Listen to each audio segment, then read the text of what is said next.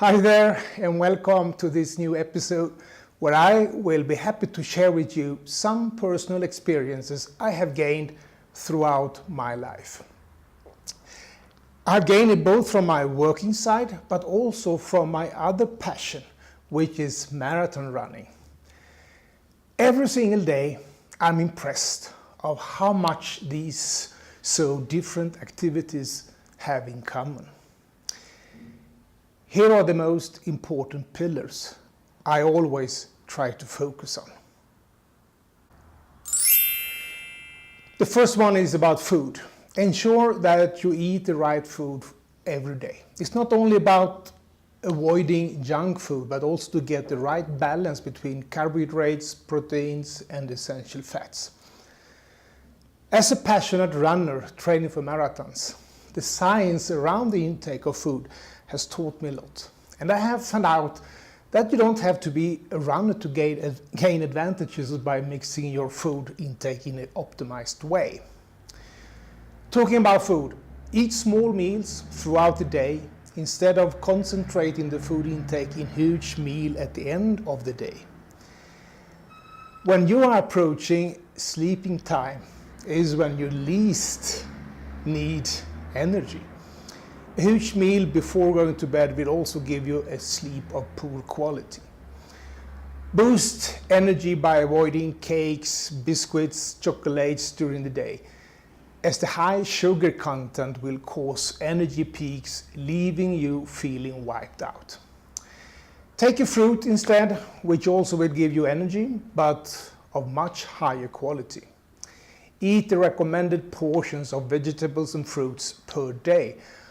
I say recommended because every individual is different. Some people can eat a lot and other people have to be more restrictive.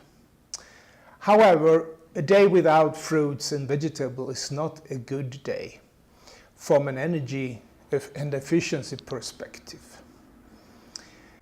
From food, the step isn't far to water. Boost your energy by drinking at least 2 liters of water per day. All people need water. Some people more than others, but 2 liters per day is a good general rule. Establish a routine where you have a glass or a bottle of water always at an arm's length from where you are working. That simple method or habit will help you to not miss out on the water intake. Take many small sips of water during the day instead of a whole bottle when you really get thirsty. After eating and drinking, we come to rest. You cannot only eat and drink, that is for sure. You also need to have some sleep or rest. Make sure you get enough quality sleep every night. Preferably 7 hours sleep without interruption to keep your body recharged.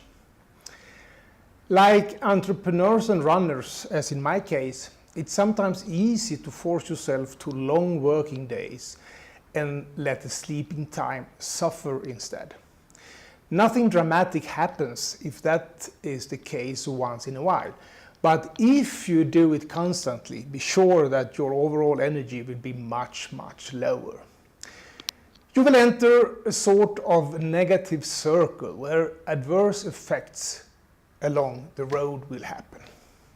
Now, my friends, we come to a point that really is a weakness of mine. Coffee.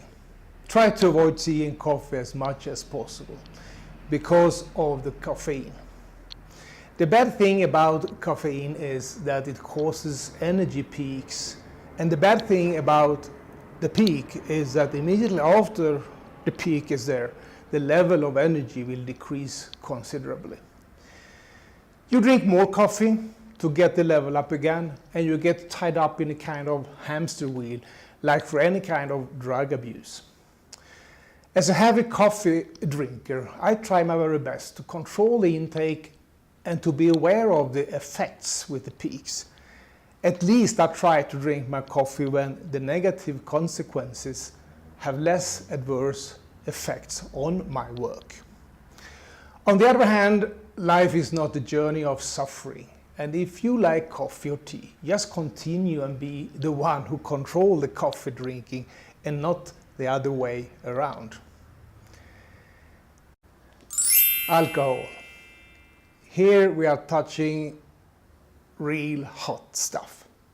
Personally, I love wine, especially red wine, but you need to be fully aware of all the negative effects.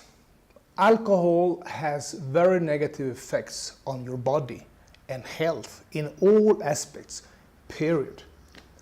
Take a glass of wine now and then, but avoid drinking a whole bottle. The same as for caffeine. It's all about balancing pleasure in life with keeping a good level of health. Number 6, exercise. If you're not disciplined enough to take your daily run on your own, join a gym. Do it together with a friend, and both will trigger each other and keep each other accountable. You need to do some sort of structured training at least 3 times a week. As running is my favorite hobby, personally, I have no problem with what I'm going to tell you now. If you don't have any physical activity in your arsenal of hobbies, make sure that you get at least 30 minutes daily physical activity. It could be as simple as taking a walk, or just use your bicycle to the shop instead of taking the car. Take the stairs instead of the elevator, and so on. Everything is valid, and at the end it all adds up. Sometimes after a long working session, when I really feel exhausted, the best way for me to recharge the battery is not to take a nap, but to go out for a run. Try it. You will be surprised, I promise you. Now we're coming to the workload. Revise your workload now and then. It could be the case you're trying to do more than what you're capable of in terms of private life and work life. Outsource what can be outsourced, skip less important things, and concentrate on core topics that really will bring your business or activity forward towards your goal. Any stress you are under has to be taken seriously. Try to have time periods where you are not carrying problems around with you constantly. This is another advantage of the gym or long runs. My marathon training makes a perfect fit for my online marketing activities. Those hours you don't think about work-related issues, but just enjoy the physical training. Well, that is worth gold, I would say. My training for marathons is a fantastic escape route from stress. Dedicate time to any kind of hobby of your preference. Yes, but I have no time, you may say. But you know what? If you don't have time, you may have an unsustainable workload that at the end could result in illness. Sit down with your partner or business colleagues and look at time management. There are always ways of cutting workload by increasing communication, working together in a better way, and outsourcing, as we mentioned before. If your partner, no matter if your business partner or your spouse, isn't on the same channel as you are, you will get problems that could affect your business or activity in a severe way. Take this seriously. Plan in for frequent short breaks daily. Typically, your body will lose efficiency after 45 to, let's say, an hour. Make working blocks of 45 to 60 minutes, and then you take a short break of 5 to 10 minutes. The efficiency of your day will improve dramatically, I promise you. Point number 10, first thing first. What do we mean by that? Try not to put things off. And what does that mean? Well, we are all humans, and if your working day is emotionally steered up, you will first do things you like the best.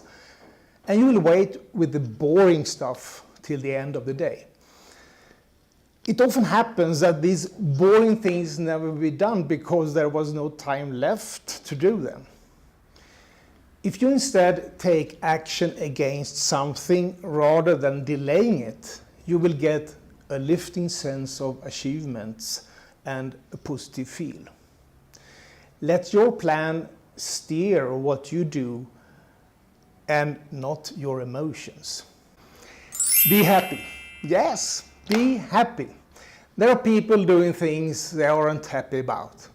There can be many different reasons behind it, but to erase happiness from your life is a path that never will be valid. So all that has been said in this video is worth nothing if it doesn't give you happiness. Or as Albert Schweitzer once expressed it, success is not the key to happiness.